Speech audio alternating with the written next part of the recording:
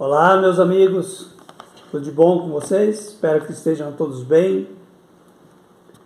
Desejo tudo de bom, né? Uma boa semana, que a paz, saúde, felicidade, fé, esperança possa estar morando aí no coração de cada um.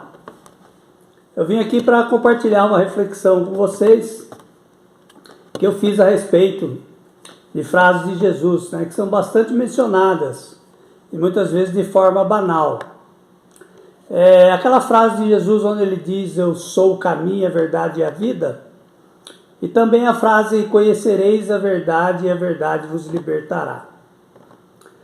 Jesus não estava falando da verdade dos homens, que nós sabemos ser relativa e impregnada, né, pelos interesses pessoais, pelo movimento histórico em que estamos vivendo, pela cultura da época e do momento evolutivo que a humanidade se encontra, entre outras coisas, né? Eu penso que qualquer um que tenha a pretensão de se dizer o dono da verdade, a gente deve rejeitar de imediato. Nossa verdade realmente é relativa e, como se diz no popular, ninguém é dono da verdade. Vou fazer aqui algumas reflexões. Essas reflexões são uma proposta de entendimento, né? E fica aí a critério de cada um analisar e incorporar ou não o seu próprio entendimento. Então essa frase de Jesus que está circulando bastante, conhecereis a verdade e a verdade vos libertará. E Jesus também dizendo: eu sou o caminho, a verdade e a vida. Jesus nesse ponto ele se coloca como um paradigma, né? E como um desafio para a nossa racionalidade.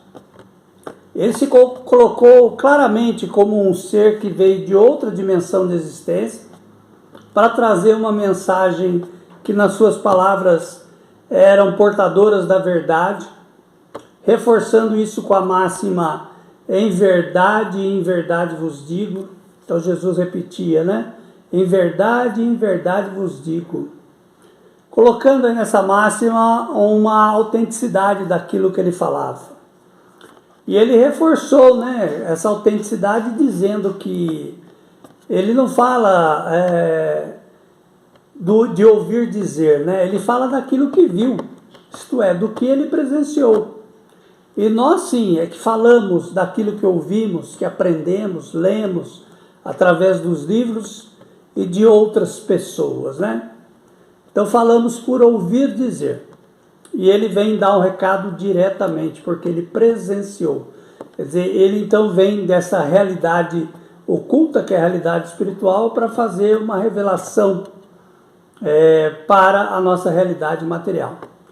E ele fala que isso é desafiador. Num determinado momento ele diz que se eu vos falo das coisas terrestres, que já são do nosso mundo, vós não a podeis suportar, quanto mais eu lhe dizer da verdade espiritual, dos domínios espirituais. Então ele coloca, é claro, essa limitação. E ele é que vem desse domínio, dessa dimensão, para trazer uma mensagem de esperança, né, para a humanidade. O Evangelho é essa boa nova, uma mensagem de esperança, né?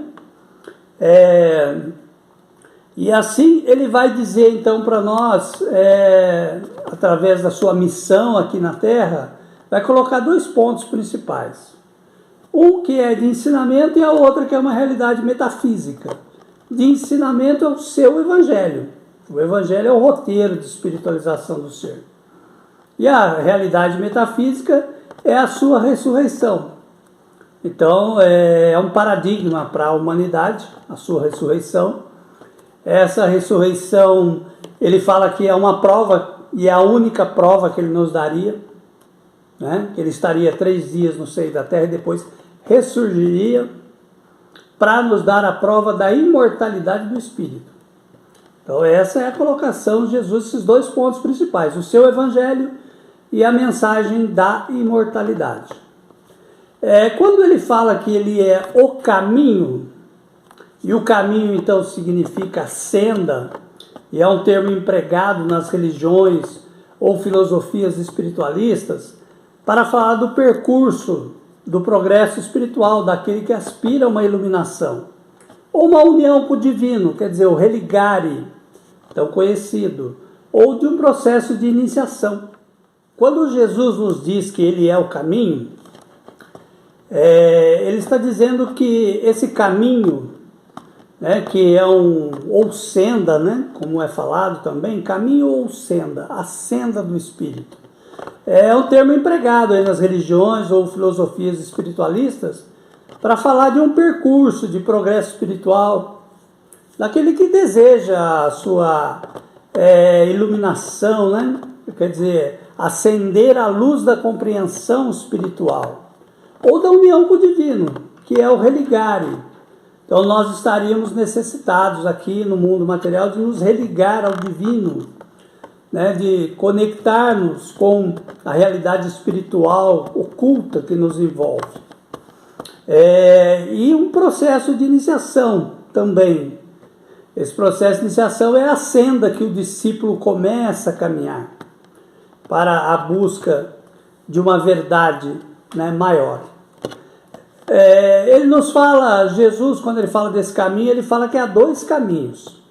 O caminho largo, da facilidade, da estagnação espiritual, e o caminho estreito, que simboliza o aperfeiçoamento espiritual, proposto no seu Evangelho.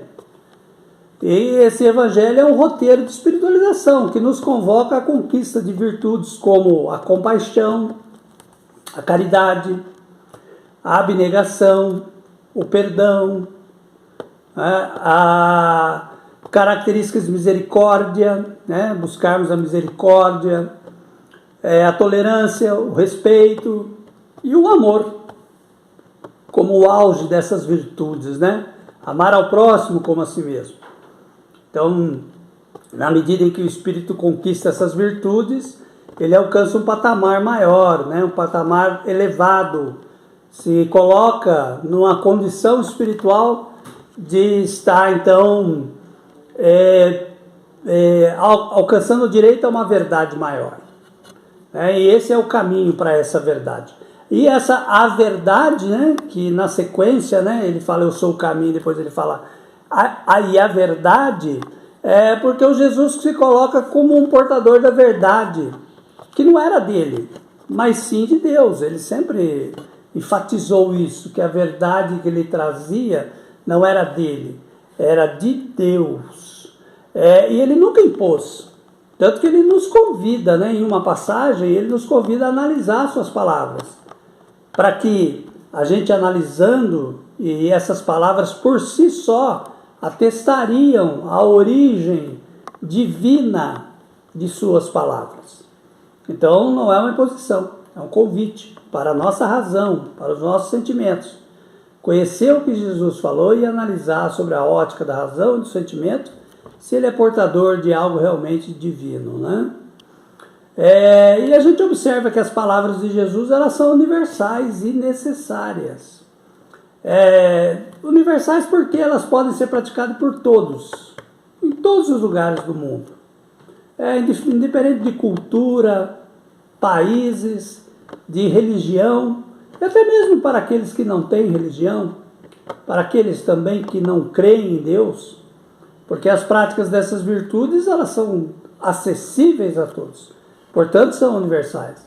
E necessárias no sentido de que elas são necessárias para o nosso equilíbrio, o equilíbrio espiritual da humanidade.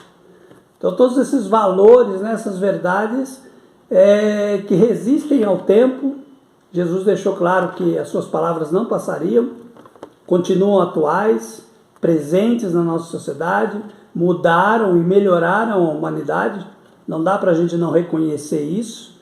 Então isso também atesta a verdade das suas palavras, né? A palavra verdade também, lá no grego, ela vem de aletheia.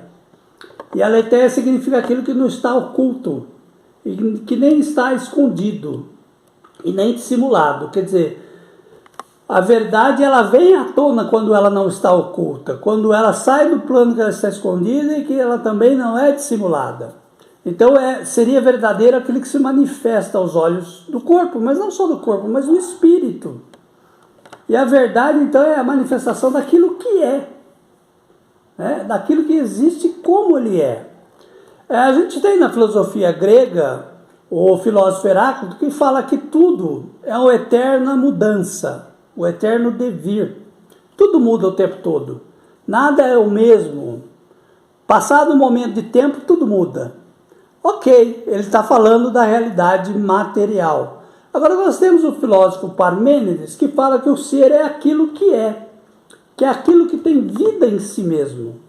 Então aí nós vemos que Parmênides não está falando do que Heráclito está falando, né? Heráclito falava da existência, do mundo material. Parmênides fala da essência, que é o espírito, que é aquilo que somos, né? Então, diante disso, se nós somos um espírito, nós podemos entender que nós somos, no momento, um espírito que veste um corpo de carne. E é então uma síntese, né, entre Heráclito e Parmênides, um falando da impermanência, Heráclito, e Parmênides falando do que é permanente, o espírito. Por fim, Jesus vai fechar então aquela afirmação falando da vida, né? Eu sou o caminho, a verdade, como eu já disse para vocês, e a vida. Jesus fecha essa afirmação, né? E ele nos propõe então o quê? Um caminho que, através do seu evangelho, nos revela uma verdade espiritual que está oculta e que essa vida verdadeira só será possível no reino de Deus, que é o Espírito Absoluto. E como ele mesmo nos ensinou, que Deus tem mais cuidado com os espíritos, com as almas, fica a critério de cada um, né? Espírito ou alma, Deus tem mais cuidado com o espírito do que com a parte material, que é impermanente, pela própria natureza da matéria, né? Então, e aí Jesus vai confirmar com uma frase bem emblemática com relação a isso, que ele vai dizer assim, ó, que a carne para nada aproveita, e que o Espírito é que é vida. Portanto, as palavras que eu vos disse são Espírito e vida. Então, essas são as minhas reflexões. Eu espero que a gente possa ampliar o entendimento dessa questão, né?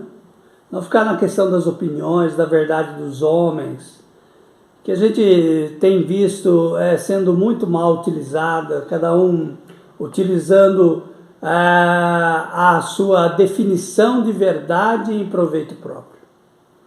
Nós temos que olhar a verdade divina, absoluta, é essa que está acima da opinião dos homens. E aí eu, nesse esforço de reflexão, é o que eu fiz aqui. Tentei ampliar esse entendimento para vocês. É uma coisa bastante complexa, mas eu espero que tenha conseguido resumir para vocês de forma satisfatória. E eu queria encerrar então com uma bonita palavra de Jesus, esse vídeo com vocês. Ele fala assim, ó: eu sou a luz do mundo. Aquele que me segue, ainda que ande em trevas, terá luz, e terá a luz da vida eterna. Ok? Então a todos o meu melhor abraço, fiquem com Deus e até uma próxima oportunidade de estarmos juntos novamente. Tá bom? Tudo de bom. Descendo sobre nós.